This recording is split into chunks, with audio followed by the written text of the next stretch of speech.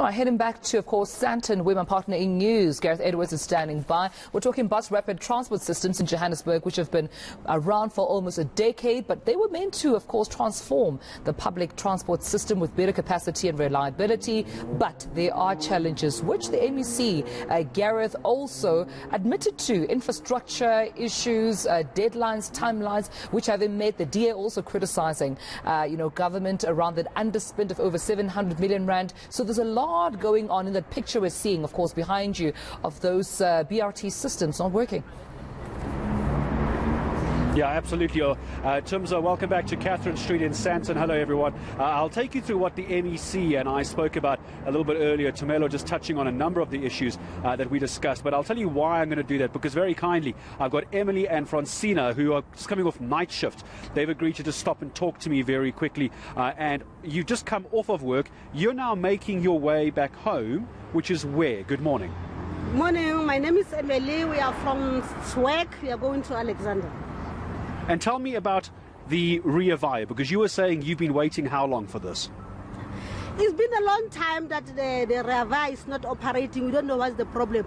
The reason why we are walking to Alexander is because the taxis are not in the good condition. So it's much better to walk from Sandton to Alexander. It's much safer for us, honestly, because Rea Vaya has been a long time. We don't know what is the problem that is not working. I don't know what's the problem with it. And Francina, let me come to you quickly as well then. So having to now walk home every single day and walk back. If Rea Vaya, the MEC, Jacob Mamabolo, says it's going to start working soon, they're having discussions, would you use Rea Vaya? Yes. We're waiting for Rea Vaya for a long time. So I don't know what is wrong. Rea Vaya, it takes a long time. Are the taxis very expensive to use? Would you rather use Rea Vaya than taxis? Yes, we rather use the Rea Vaya because we are going to buy it monthly. So the taxi we have to use cash every day. And as a cleaners, we are not earning a lot that we will be able to spend money every day for the transport. But for Rea Vaya, we are going to use the ticket for the whole month, which is we are going to save. And also much safer, I'm sure, as well. Exactly. I appreciate the time, because I know you just come off work.